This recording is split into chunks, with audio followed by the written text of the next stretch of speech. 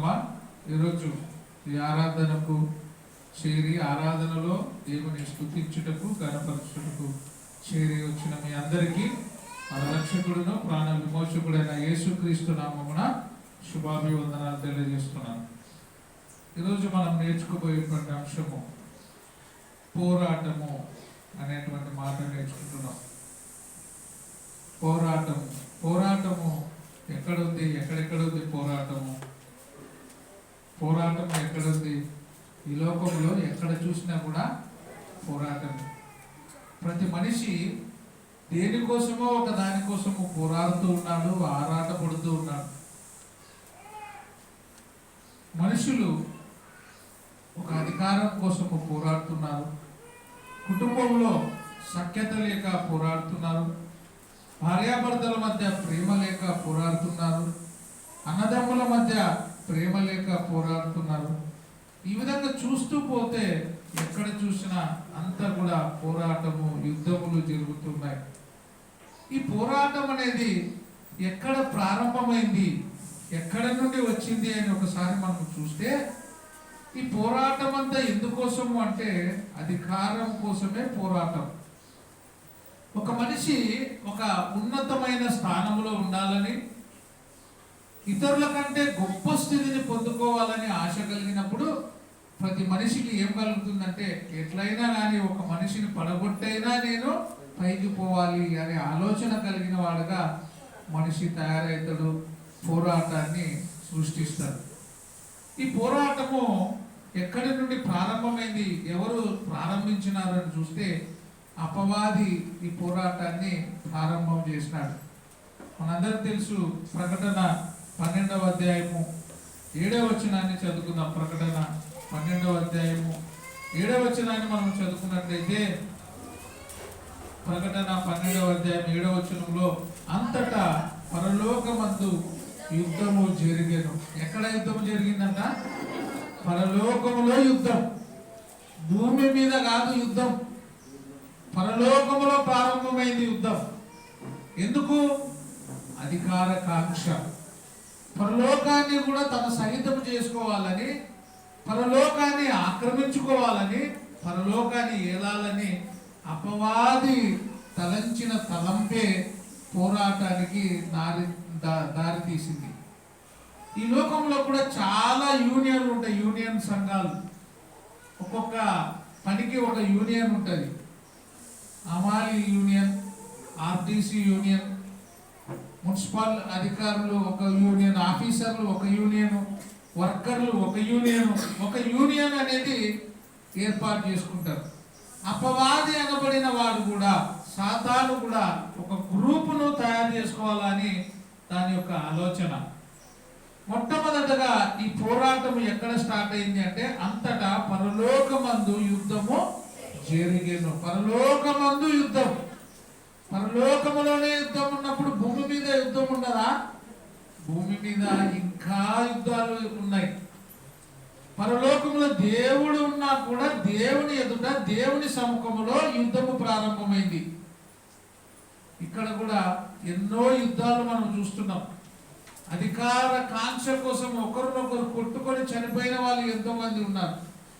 అంతటా పరలోకమందు యుద్ధము జరిగెను. మిఖాయేలును అతని దూతలను ఆ ఘటసర్పముతో యుద్ధము చేయవలనని ఉండగా, ఆ ఘటసర్పమును దాని దూతలను యుద్ధము చేసిరి కానీ గెలవలేకపోయిరి. ఘటసర్పమును దూతలు ఏం చేసినవి? యుద్ధము చేసినవి కానీ గెలవలేకపోయిరి అని చూస్తున్నాం. అసత్యం అనేది అప్పటికి ఎంతో ఉత్సాహంగా పోరాటాన్ని సృష్టించవచ్చు, కానీ అసత్యం అనేది ఎప్పటికి కూడా ఓడిపోతుంది. సత్యమే గెలుస్తుంది. ఆ సత్యము ఎవరు అంటే వాక్యమే సత్యము. నీ వాక్యమే సత్యం. వాక్యము ఎప్పుడు కూడా గెలుపు పయనానికి దారి తీస్తుంది. సత్యము ఎప్పుడు కూడా ఓడిపోయినట్టుగా కనపడుతుంది, కానీ అది ఎప్పుడు కూడా సత్యము ఓడిపోదు. అసత్యము ఎప్పుడు గెలుపుగానే ఉంటది, కానీ అది ఎప్పుడు ఓటమికి దారి తీస్తుంది. ఇక్కడ అపవాది కూడా యుద్ధము తలపెట్టి ఉన్నాడు, కానీ ఏమైంది అంటే గెలవలేకపోయేను.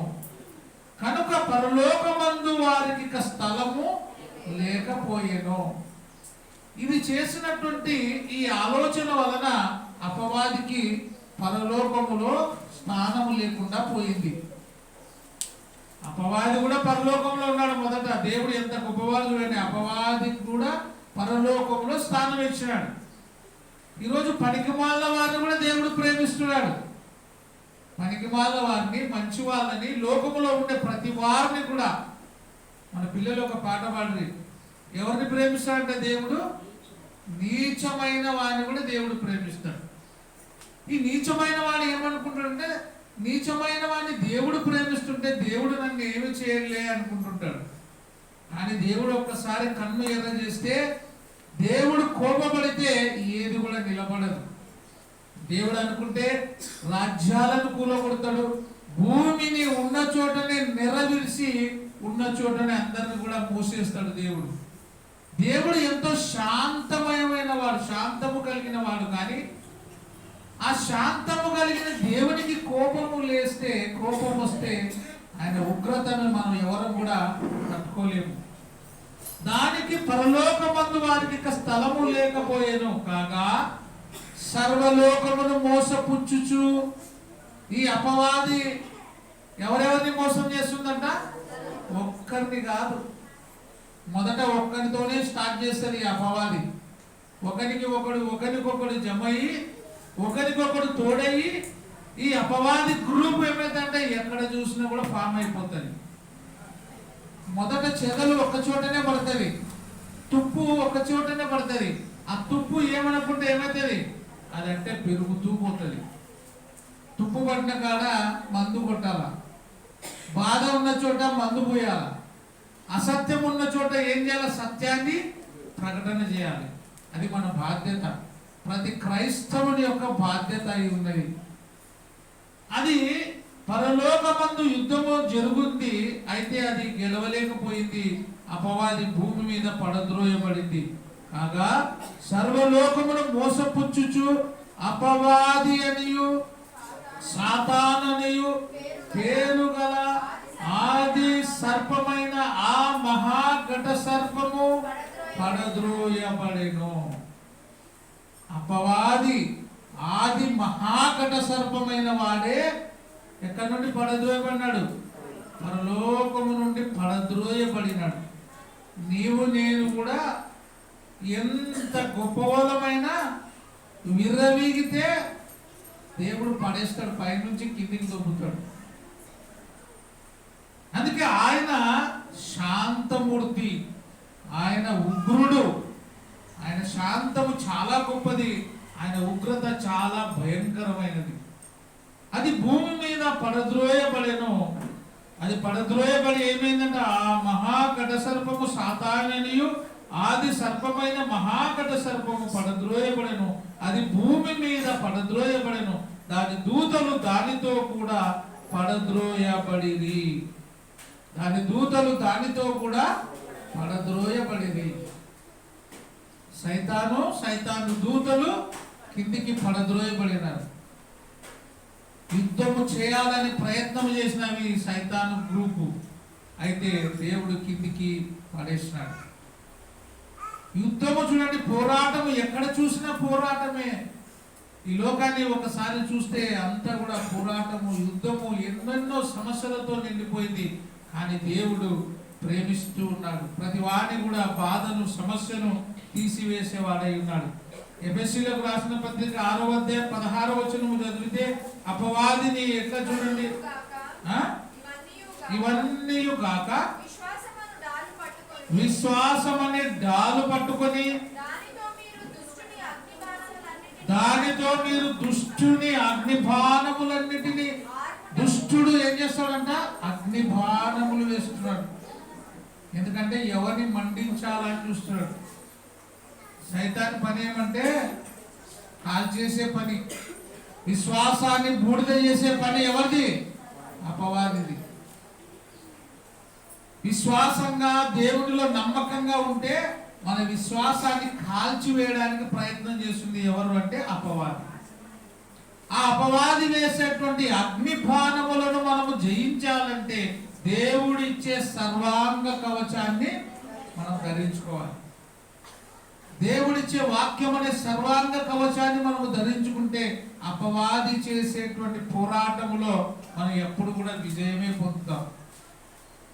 అందుకే ఏం చెప్తుంది చూడండి, అగ్నిబాణములన్నిటినీ ఆర్పుటకు శక్తివంతులం అవుదు. మనమే శక్తివంతులం కాలేదు.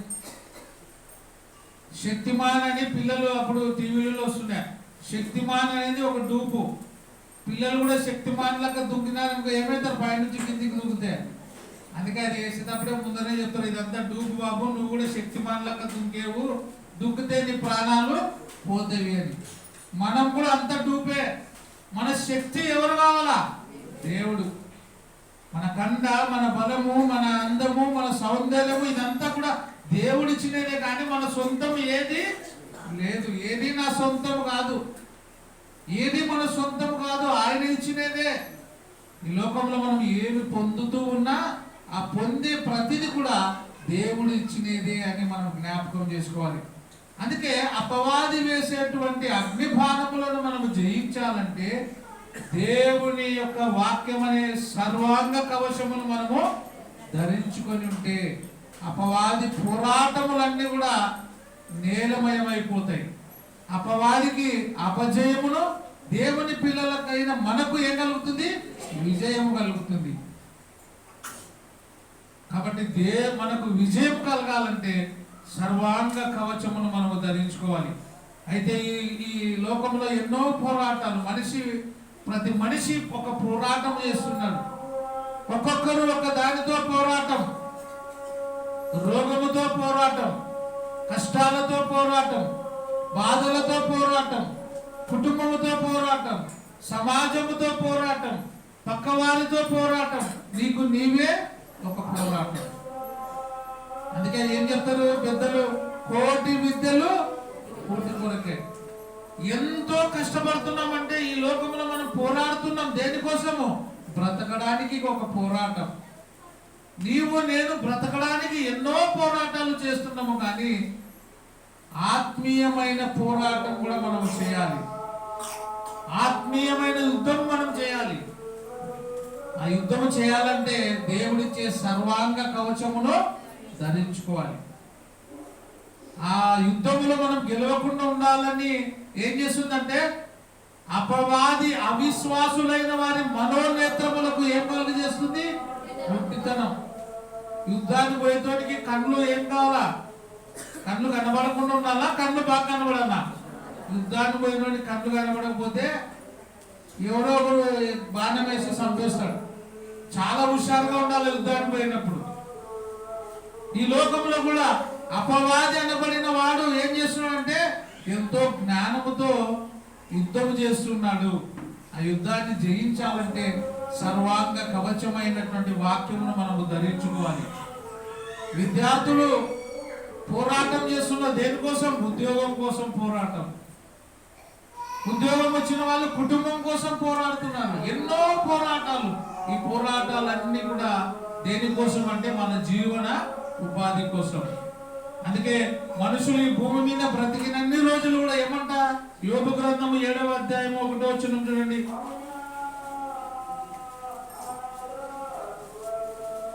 యోబు గ్రంథము 7వ అధ్యాయం 1వ వచనం, భూమి మీద నరుల కాలము యుద్ధ కాలము కాదా? మనకి ఎన్ని కాలాలు ఉన్నాయి? 3 కాలాలు. ఏమేమి మనందరూ తెలుసు. ఏ కాలాలు ఉన్నాయి చెప్పండి? ఎండాకాలము, వానకాలము, చలికాలం. ఈ 3 కాలాలతో పాటు ఎప్పుడు మనల్ని వెంటాడే కాలం ఏది? భూమి మీద నరుల కాలము. ఏ కాలము? యుద్ధ కాలము. యుద్ధము. ఉదయం లేచినప్పటి నుంచి యుద్ధమే, పోరాటము, ఆరాటము, పరుగు పరుగు పరుగు పరుగు. మన జీవితమే ఒక పరుగు పందెం అయిపోయింది. భూమి మీద నరుల కాలము యుద్ధ కాలము కాదా? వారి దినములు కూలివాడి దినముల వంటివి కావా? భూమి మీద నరుల కాలము ఏం కాలం అంట? యుద్ధ కాలము. బాబు దాన్ని చూడమా కొంచెం, చక్రవర్తి దాన్ని ఒకసారి చూడు. ఇక్కడ అవతల బయటికి పోయి కిటికీలు చూడు, తర్వాత దానికి వెళ్ళి చూడు. నరుల కాలము ఏ కాలము? యుద్ధ కాలము కాదా? జీవితం అంతా కూడా యుద్ధముతో కూడినది, పోరాటముతో కూడినది. మత్తయి సువార్త 6వ అధ్యాయము 31వ వచనము చూడు. మత్తయి సువార్త 6:31. చక్రవర్తి ఆ కూట్ల ఎన్నికల కిటికీ ఎన్నికల చూడు.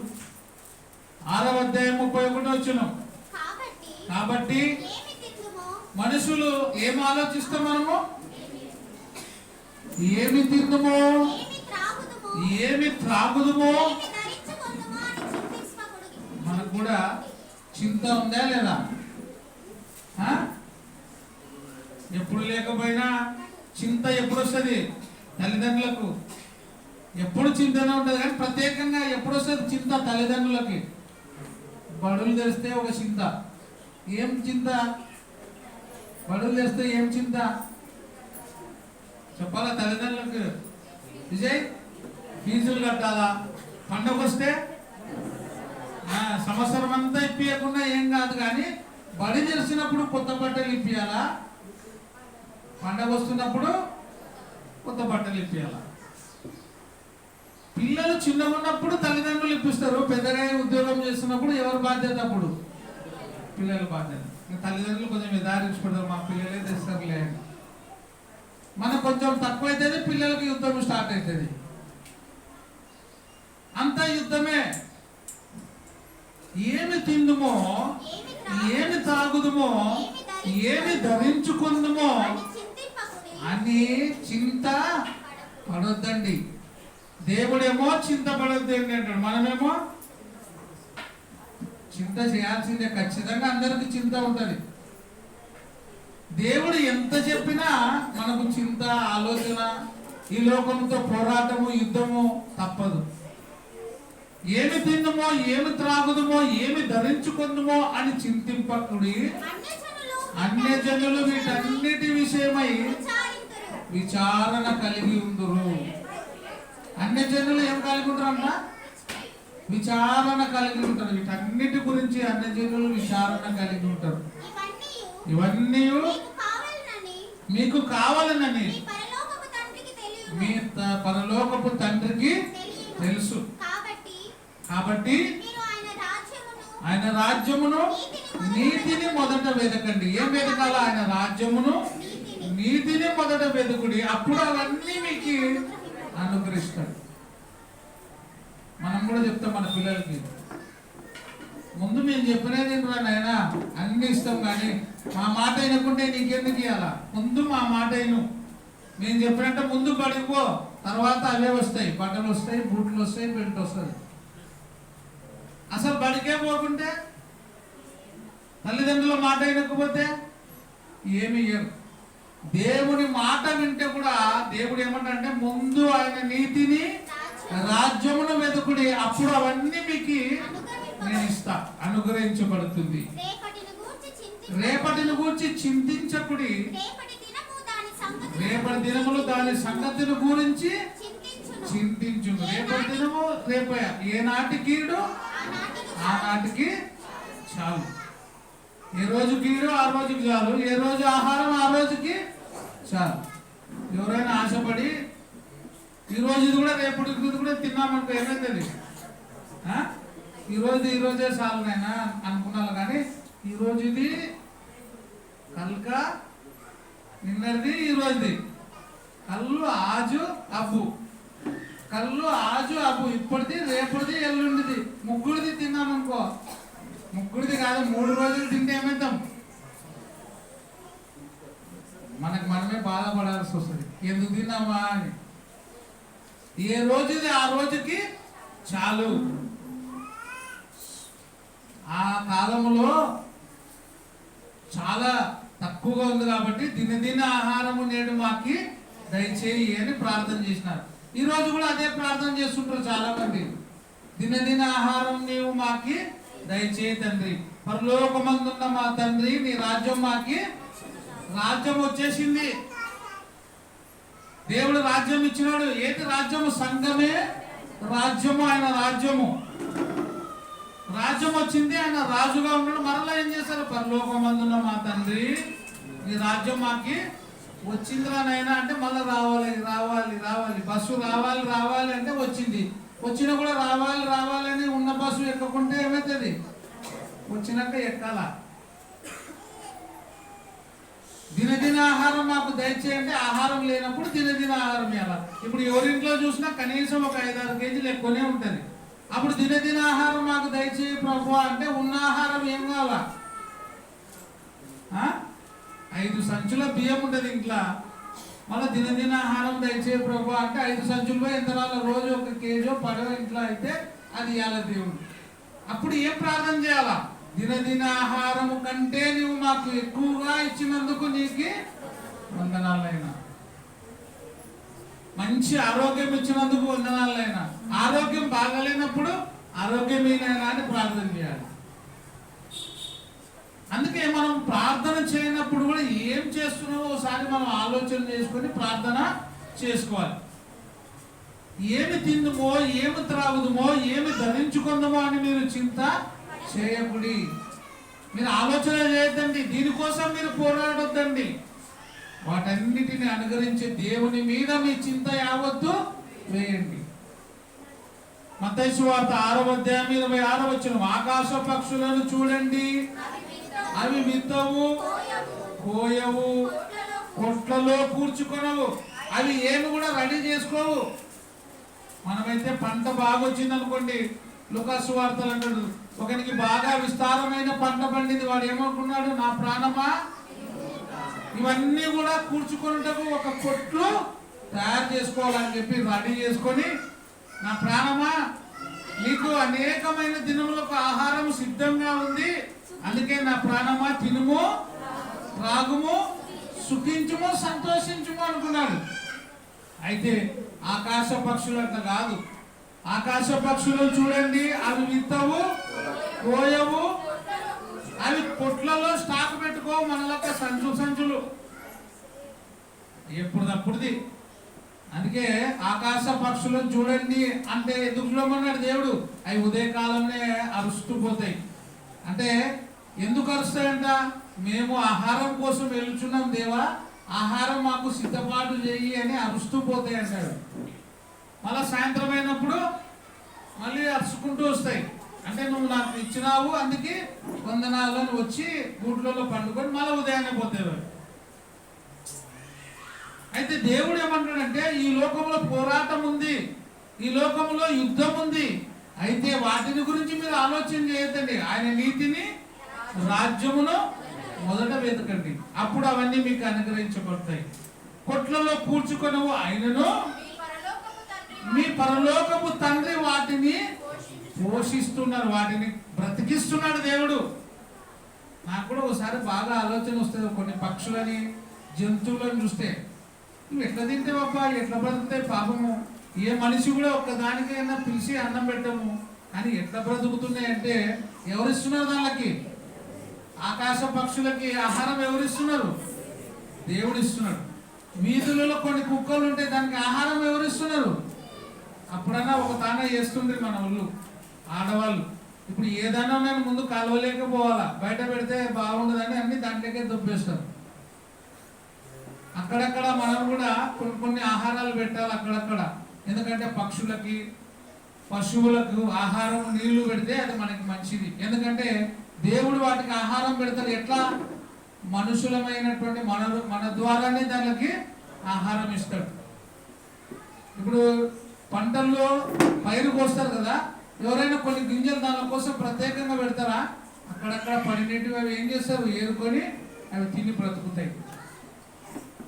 ఆకాశ పక్షులను చూడండి, అవి విత్తవు, కోయవు, కొట్లలో కూర్చుకొనవు, అయినను మీ పరలోకపు తండ్రి వాటిని పోషించుచున్నాడు. మీరు వాటికంటే బహుశ్రేష్ఠులు కారా. మనం వాటికంటే కూడా ఎవరము? శ్రేష్ఠులం. మనం ఆకలి అయితే అడుగుతాం, కనీసం అయ్యా ఆకలి అవుతుంది కొంచెం అన్నం పెట్టండి అని. అవి అడగవు, అవి ఏం చేస్తాయి? అరుస్తుంటాయి. మనల్ని అడగవు, కానీ ఆ దేవుని మొదలు పెడతాయి. మనం అప్పుడు వాటికి దయచేయాలి, దేవుడికి మొరపెట్టాల. అవి దేవుని మొరపెడుతున్నాయి. మనం కూడా మన కష్టకాలంలో, యుద్ధ కాలంలో ఎవరిని ప్రార్థన చేయాలా? విడువక దేవుని ప్రార్థన చేయాలి. కీర్తనలు 144వ అధ్యాయం 1వ వచనం.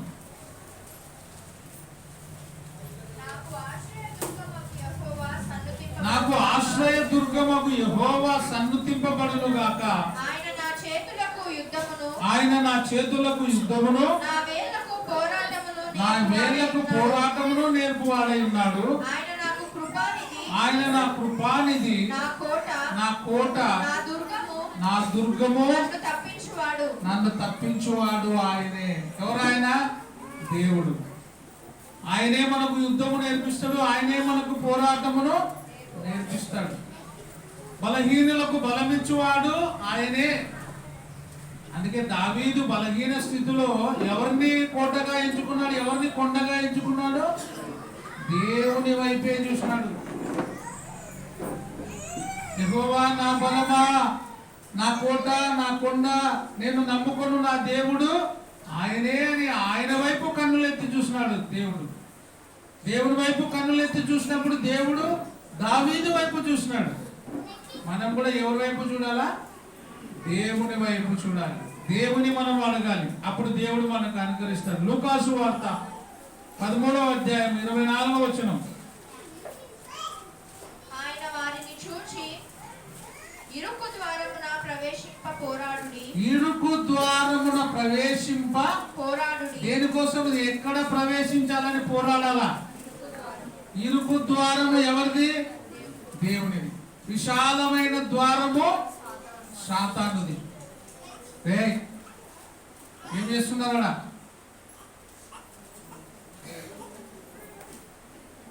ఇరుకు ద్వారము దేవునిది, విశాలమైన మార్గము సాతానుది. అందుకే ఇరుకు ద్వారమున ప్రవేశింప పోరాడుడి. ఇరుకు ద్వారము అనేకులు ప్రవేశింపజూదురు గాని వారి వలన కాదని మీతో చెప్పుచున్నాను. మీతో నేను చెప్పుతున్నా, దేంట్లో ప్రవేశించడము వారికి కాదు, ఇరుకు ద్వారమున ప్రవేశించడము వారికి ఇష్టం కాదు. ఇరుకు ద్వారం అంటే ఎవరికి ఇష్టంలే, విశాలంగా ఉండాలంటే ఇష్టం. లోకము విశాలమైనది, లోకమును ఆశిస్తే చెడిపోతాం. లోకములో ఏముంది? శరీరాశ, నేత్రాశ, జీవపు డంబం. ఇరుకు ద్వారము దేవునిది, విశాలమైన మార్గము ఎవరిది? సాతానుది. మనం ఇరుకు ద్వారమున ప్రవేశించడానికి పోరాటం చేయాలి. ఇరుకు ద్వారమున ప్రవేశించడానికి మనము ముందుకు పోవాలి. ఆ ఇరుకు ద్వారము చాలా కఠినమైనది. యేసుప్రభు ఏమన్నా నేనే మార్గము, నేనే సత్యము. యేసుప్రభు చూపించిన మార్గములో, యేసుప్రభు మార్గములో నడవాలంటే చాలా కష్టం. సైతాన్ కూడా ఏమంటాడు? నేనే మార్గం, రండి అంటది. ఆ మార్గంలో పోవాలంటే చాలా ఇష్టం. ఆ మార్గంలో ఏ అడ్డంకులు ఉండవు. ప్రభు అయిన యేసుక్రీస్తు మార్గములో కట్టుబాట్లు ఉంటాయి, నియమాలు ఉంటాయి, నిబంధనలు ఉంటాయి. అవి దాన్ని మనకి ఇష్టం ఉండదు. ఏం కట్టుబాట్లు ఉండకూడదు. మనం ఎట్టపోయినా ఏంలే, అటైతే ఇష్టం. ఆ మార్గము ఎవరు? అపవాది మార్గం. రోమీలకు రాసిన పత్రిక 15వ అధ్యాయం 32వ వచనం. సహోదరులారా, నేను యూదయలోనున్న అవిధేయుల చేతులలో నుండి తప్పింపబడి యెరూషలేములో చేయవలసి ఉన్న ఈ పరిచర్య పరిశుద్ధులకు ప్రీతికరమగునట్లు నేను దేవుని చిత్తము వలన సంతోషముతో మీ యొద్దకు వచ్చి మీతో కలిసి విశ్రాంతి పొందునట్లును మీరు నా కొరకు దేవునికి చేయు ప్రార్థనలయందు నాతో కలిసి పోరాడవలెనని దేవునికి చేయు ప్రార్థనలయందు నాతో కలిసి అపోస్తలుడైన పౌలు పిలిపిస్తున్నాడు. మీరు నాతో కూడా కలిసి పోరాడవలనని మన ప్రభు అయిన యేసుక్రీస్తును బట్టి ఆత్మ వలని ప్రేమను బట్టి మిమ్మును నేను బ్రతిమాలు కొనుచున్నాను. దేనికోసం బ్రతిమలాడుతున్నాడు? ప్రార్థనలో పోరాడాలి అని.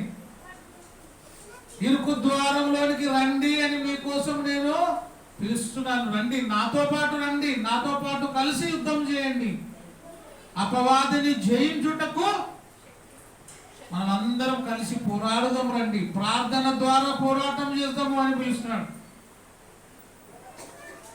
సమస్య ఉంటే పోతామా మనం? మాకు వద్దులేబ్బా అంటాం. సమస్యలకు కారకుడు ఎవడు? అపవాది. అపవాదిని జయించాలంటే ఏం చేయాలా? మనమందరం కూడా ప్రార్థన యందు పట్టుదల కలిగి ఉండాలి. ప్రార్థనే మన ఆయుధము, ప్రభుని పాదములు శరణ్యం. ప్రార్థనతో ముందుకు పోవాలి. ప్రార్థన ద్వారా మనం ముందుకు పోవాలని మిమ్మును నేను ఏం చేస్తున్నాను? బ్రతిమలాడుచున్నాను, ప్రాధేయపడుతున్నాను. ప్రార్థన ద్వారా మనం అందరం పోరాడదాం. సాతాను శక్తులను జయించడానికి రండి అని అపోస్తుడైన పౌలు పిలుపునిస్తున్నాడు. అది మీ అందరికీ వాక్యము ద్వారా తెలియజేసేది ఏమంటే, అసత్యాన్ని ఎదురించుటకు మనం అందరం ఏం చేయాలా? పోరాటం చేయాలా, ప్రార్థన చేయాలా. ప్రభువా, అసత్యములో ఉన్న వారందరూ కూడా సత్యములోనికి రావాలని మేము ప్రార్థిస్తున్నాము. అసత్యములో ఉన్న వారి మనసును మీరు తెరవండి ప్రభువా. అపవాది చేత కన్నులు మూసుకుపోయిన వారి కన్నులు తెరిపియండి ప్రభు అని మనం ప్రార్థన చేయాలి. అవిశ్వాసులైన వారి మనోనేత్రములు గుడ్డితనం కలిగినాయి ప్రభు, వారి కన్నులను తెరిపి అని మనం ప్రార్థన చేస్తే, పోరాడితే దేవుడు వారి కన్నులను తెరిపిస్తాడు. కాబట్టి మనం అందరం కూడా ఆత్మీయమైన వాటి కోసం పోరాడాలి. యూదా రాసిన పత్రిక 3వ వచనం. యూదా పత్రిక 3వ వచనం.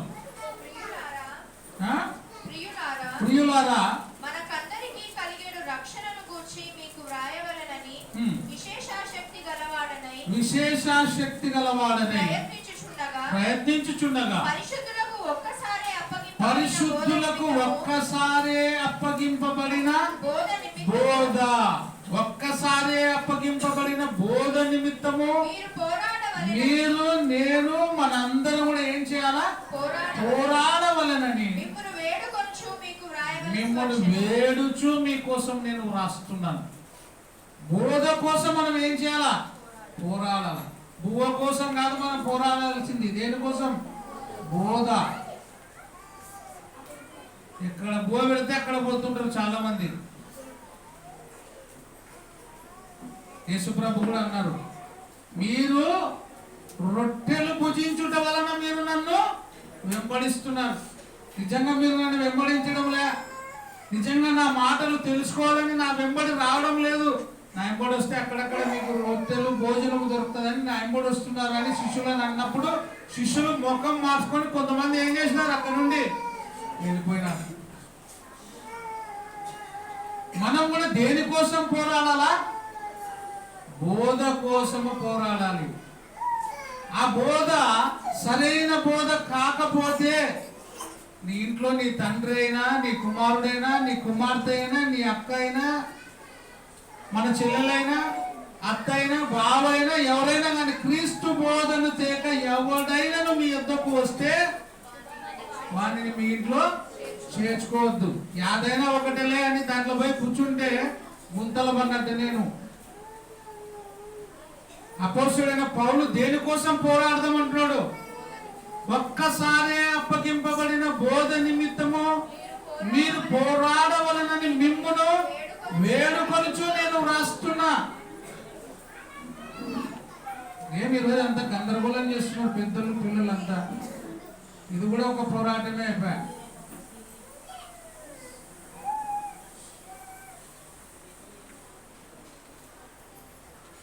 దేవుని వాక్యము మన హృదయంలో ఉంచుకోవాలా. నేను ఎప్పుడు చెప్తుంటే, మనం వచ్చేదే ఒకసారి ఆదివారం, కూర్చునేది ఒక 40 నిమిషాలే, అది కూడా పోరాటమేనా? జంతువులతో పోరాటం, మనుషులతో పోరాటం.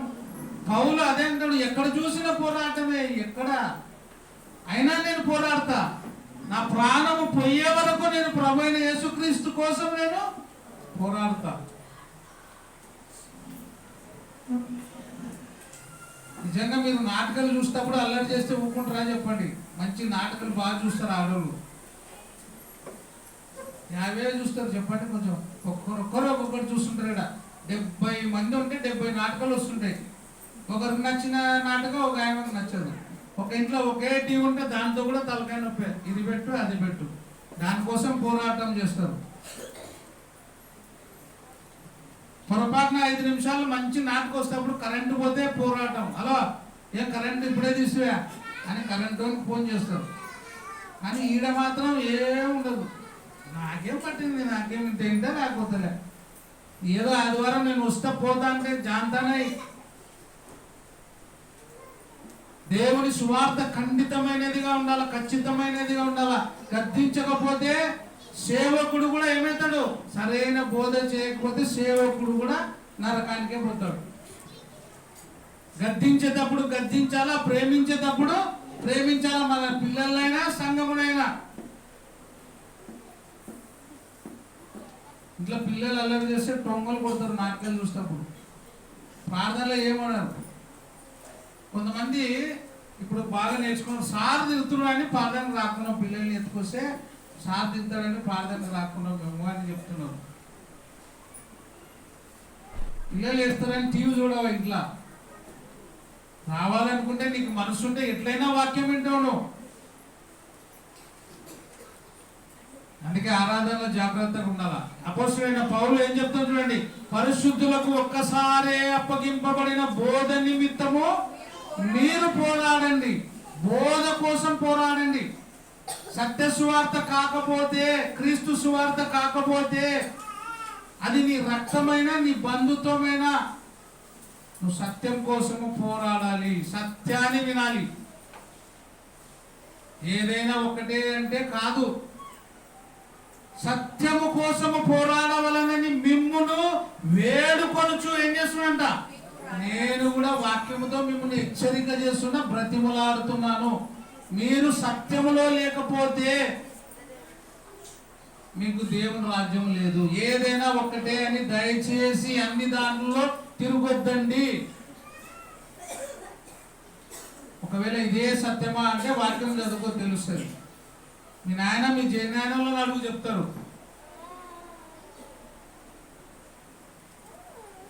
క్రీస్తు సువార్తను కాక వేరే సువార్తను ప్రకటిస్తే మేమైనను, ఎవరంట? పరలోకము నుండి దిగి వచ్చిన వాడైనను కూడా వాడు ఏమైతాడంట? శాపగ్రస్తుడు. నేను ఆయన కాదు. పరలోకం నుండి ఒక దూత వస్తుంది కదా పైనుంచి నైస్గా, ఆ దూత వచ్చి చెప్పినా ఆ మాటలు నమ్మొద్దండి. ఆ దూత మాట వింటే కూడా నువ్వు నేను అందరం ఎక్కడ పోతాము? నరకానికే.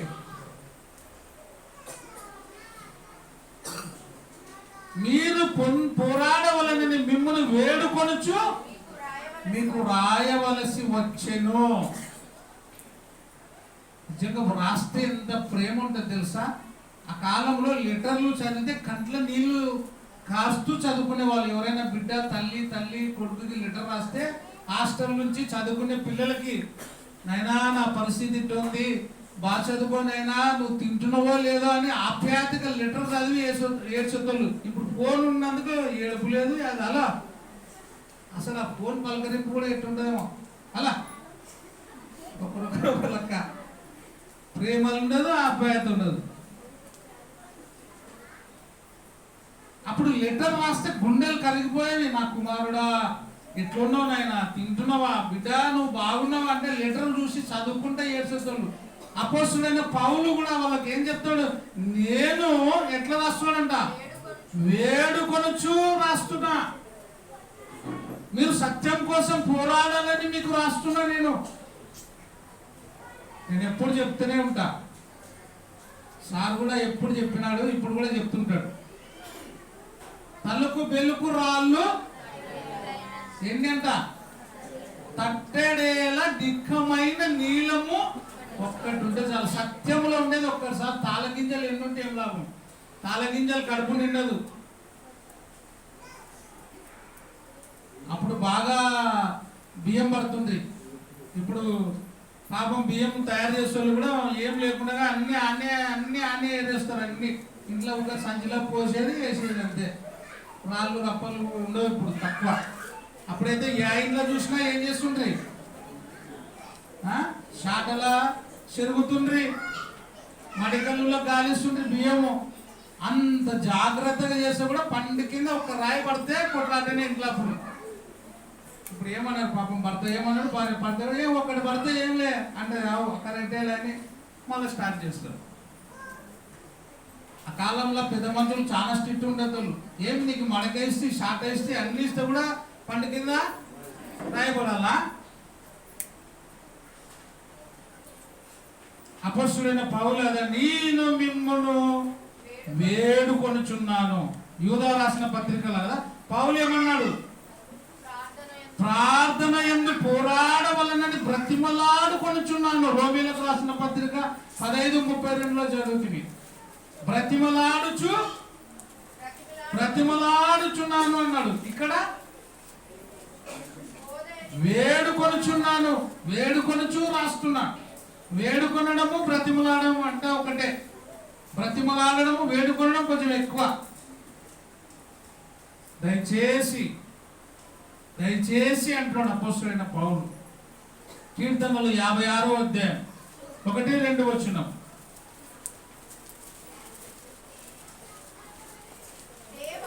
దేవా దేవా ఏమన్నా చూడండి, ఎవరు రాసినారు అది? 56వ కీర్తన. దావీదేనా? అన్ని దావీదు రాసిన కీర్తన అంటుంటాం. పైన ఎవరు రాసినారో ఉంటారు కీర్తనల్లో. 56వ అధ్యాయము 1-2 వచనాలు ఎవరు రాసినారు? పైన ఉంది కదమ్మా. దావీదు రచించినటువంటి కీర్తన. దేవా దేవా నన్ను కరుణించుము. మనుషులు ఎట్టున్నారంట, మింగేయాలా అన్నట్టుంటారు అన్నమాట. ఎప్పుడంటే మా మాట ఏం మింగుతావా అని చెప్పాలా? అంతా తెలుగే కదా, మనం ఏమనుకోద్దండి, మాట్లాడేది. ఎప్పుడంటే ఏం మింగుతావా అని. నవ్వినప్పుడు అంటాం కదా ఏం మింగుతావా అని. నవ్వినప్పుడు నవ్వుతాం, స్మైల్ ఇస్తే స్మైల్ ఇస్తాం. ఏం మింగుతావా అని ఎప్పుడు అంటాం? చూసినా ఏం మింగుతావా అట్లా చూస్తున్నావు అంటారు. దావీదు కూడా అన్నాడు, వాళ్ళ చూపులు ఎట్టున్నాయో అప్పుడు. అందుకేమంటాడు దావీదు, దేవా నన్ను కరుణించు దేవా, మనుష్యులు నన్ను మింగవలెనని ఉన్నారు. దినమెల్లా ఎప్పుడంట? కొన్ని ఉంటాయి కదా పోరాటాలు. కొంతమంది గంట సేపే పోరాడతారు, గంట సేపు అరుస్తారు. కొంతమంది పొద్దున స్టార్ట్ చేసే మళ్ళీ పొద్దున వరకు ఉంటుంది. 24x7 అంటే నేను ఏమో అనుకుంటున్నాను, 24x7 అంటే ఏమని అర్థం తీసుకురా? 24 గంటలు 7 రోజులు అని అర్థం. వారానికి 7 రోజులు, గంటకి రోజుకి 24 గంటలు, వారానికి అంటే 24 గంటలు 7 రోజులు పని చేస్తుంది అని. కొంతమంది కూడా స్టార్ట్ అంటే స్టార్టింగ్ అయిపోయా పోరాటం. పక్కలో లేకుండా బాబా ఇది ఎప్పుడు ఆగుతుందో నైనా ఈ పోరాటం. పొద్దున స్టార్ట్ అయ్యి మళ్ళా రాత్రి, మళ్ళీ పొద్దున, డే అండ్ నైట్. దావీదుకుంటున్నాడు, దేవా వారు నన్ను మింగవలనని ఉన్నారు. దినమెల్లా వారు పోరాడుచు నన్ను బాధ పెడుతున్నారు దేవా, బాధ పెడుతున్నారు దేవా అంటున్నాడు. అనేకులు గర్వించి నాతో పోరాడుచున్నారు. నన్ను మింగవలనని ఉన్నారు. నాకు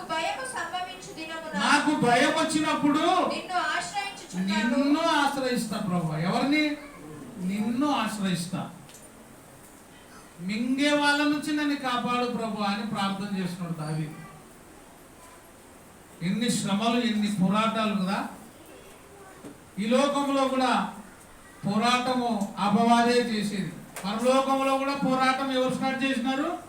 అపవాదే. అపవాది అంటే ఎవరు? సాతాను. అపవాదనియు ఆది మహాఘట సర్పమని దానికి పేరు. సర్వలోకమును మోసపుచ్చేవాడు అని పేరు దానికి, అపవాదికి. దేవా నన్ను కరుణించుమన్నాడు. 1 తిమోతి 6వ అధ్యాయము 12వ వచనం అపోస్తలుడైన పౌలు చెప్తున్నాడు చూడండి. విశ్వాస సంబంధమైన మంచి పోరాటము పోరాడి తిని, విశ్వాస సంబంధమైన మంచి పోరాటము పోరాడుము, నిత్య జీవమును చేపట్టుము. నిత్య జీవమును. మంచి పోరాటం పోరాడితే ఏమొస్తుంది? నిత్య జీవము వస్తుంది. కాబట్టి మంచి పోరాటం పోరాడాలి. 2 తిమోతి 2వ అధ్యాయము 5వ వచనం జట్టి అయిన వాడు మరియు జట్టి అయిన వాడు పోరాడునప్పుడు నియమ ప్రకారము పోరాడకుంటే వానికి కిరీటము దొరకదు. ఏ ప్రకారం పోరాడాలా? నియమము నిబంధన ఉండే దాని ప్రకారంగానే పోరాడాలి. 800 కిలోమీటర్స్ అని చెప్తారు పోలీస్ సెలక్షన్ అప్పుడు. 800 మీటర్స్ అని 800 మీటర్లు పరిగెత్తాలి, ఇన్ని సెకండ్లలో పరిగెత్తాలి, ఈ లైన్ లోనే పరిగెత్తాలి అని పెట్టింటారు. ఆ లైన్ కాకుండా లైన్ దాటి నువ్వు ఎన్ని సెకండ్లలో వచ్చినా కూడా లైన్ దాటినావు కాబట్టి నువ్వు క్వాలిఫై కాదు. లైన్ లోనే పరిగెత్తాలా, వాళ్ళు చెప్పిన చోటికి పరిగెత్తాలా, వాళ్ళు చెప్పిన టైంలోనే పరిగెత్తాలి. అప్పుడు ఏమొస్తుంది? బహుమానం. దేవుడు కూడా కొన్ని నియమములు నిబంధనలు పెట్టినాడు. దాని ప్రకారంగా మనం ఈ లోకంలో పోరాడాలి. అపోస్తలుడైన పౌలు ఏమంటే, మంచి పోరాటము నేను పోరాడి తిని, నా పరుగు నేను కడముట్టించి తిని, చివరి వరకు నేను పోరాడి తిని, అందుకే నేను నిత్య జీవమును చేపట్టుకుంటా. 2 తిమోతి 2:5. మరియు జట్టి అయిన వాడు పోరాడినప్పుడు నియమ ప్రకారము పోరాడకుంటే వానికి కిరీటము బహుమానము దొరకదు. కాబట్టి నియమ ప్రకారంగా పోరాడాలి. చివరిగా యాకోబు రాసిన పత్రిక 4వ అధ్యాయం 1వ వచనం యుద్ధములను పోరాటములను ఎందుకు కలుగుచున్నవి? మీ అవయములలో పోరాడు మీ భోగేచ్ఛల నుండి కలుగుచున్నవి కదా. మీరు ఆశించుచున్నారు గాని మీకు దొరకడం లేదు. చాలు, మీరు ఆశించుచున్నారు కానీ మీకు దొరకడం లేదు. ఎందుకంటే మీరు ఆత్మీయంగా పోరాడడం లేదు, భోగేచ్ఛలను బట్టి మీరు పోరాడుచున్నారు. కాబట్టి మీరు అనుకున్నా కూడా అవి జరగడము లేదు అంటాడు. చివరిగా గలతీలకు రాసిన పత్రిక 5వ అధ్యాయము 16-17. గలతీలకు రాసిన పత్రిక 5వ అధ్యాయము 16-17 వచనాలు. నేను చెప్పున్నదేమనగా ఆత్మానుసారముగా నడుచుకొనుడి, అప్పుడు మీరు శరీరేచ్ఛను నెరవేర్చరు. శరీరము ఆత్మకును, ఆత్మ శరీరమునకును విరోధముగా అపేక్షించును. ఇవి ఒకదానికొకటి వ్యతిరేకముగా ఉన్నవి కనుక మీరేమి చేయ నిశ్చయించుదురో వాటిని చేయకుందురు. అది ఆత్మ శరీరము వేరువేరుగా ఆలోచిస్తే మీరు చేయాలనుకున్నవి చేయరు. ఆత్మ శరీరము రెండు ఒకటే ఆలోచించాలి. ఆత్మ ప్రార్థన పోమని చెప్తుంది, శరీరము వద్దంటది. శరీరము లేలే, అప్పుడు ఏడుంటాం మనం? నీ మనసు ప్రార్థన పోవాలనిపిస్తుంది, నీ శరీరము కదలకుంది, నువ్వు ఉన్న కానే ఉంటావు. నీ శరీరము ఆత్మ రెండు ఏం చేయాలా? నువ్వు లేచి నడువు అన్నప్పుడు వాడు దిక్కున లేచి నడిచెను. మనం కూడా లేచి నడిచి రావాలా దేవుని సన్నిధికి. ఆదివారం అంటేనే యుద్ధానికి పోయేటట్టు రెడీ కావాలా, సిద్ధపడి ఉండాలా. అందుకే సిద్ధపడుదువా నువ్వు ఎత్తబడుదు, సిద్ధపడకపోతే నువ్వు విడువబడుదు. ఆహా ఓహో ఆహా ఆహా ఓహో సిద్ధపడుదువా నువ్వు ఎత్తబడదు. పెళ్లి కుమారుడు వస్తున్నాడు అని కేక వేసినప్పుడు సిద్ధపడిన వారు ఏమైనారు? పెళ్లి కుమారుడితో పాటు లోపలికి ప్రవేశించినారు. సిద్ధపడని వాళ్ళు బయటనే ఉండిపోయినారు.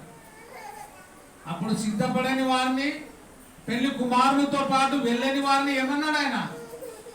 మీరెవరో నాకు తెలియదు. కాబట్టి నేను పిలిచినప్పుడు రావాలా, నేను వచ్చినప్పుడు మీరు సిద్ధంగా ఉండాలా. ఆత్మ సంబంధమైన పోరాటం కోసము ఎప్పుడు కూడా సిద్ధపడి ఉండాలని, ఆత్మ సంబంధమైన పోరాటము నియమ ప్రకారం పోరాడితే జీవ కిరీటము దొరుకుతుందని ఈరోజు వాక్య భాగం ద్వారా నేర్చుకున్నాం. కాబట్టి ఆత్మ సంబంధమైన పోరాటం చేసి జీవ కిరీటాన్ని పొందుకుందాం. అందరికీ వందనాలు. Thank you.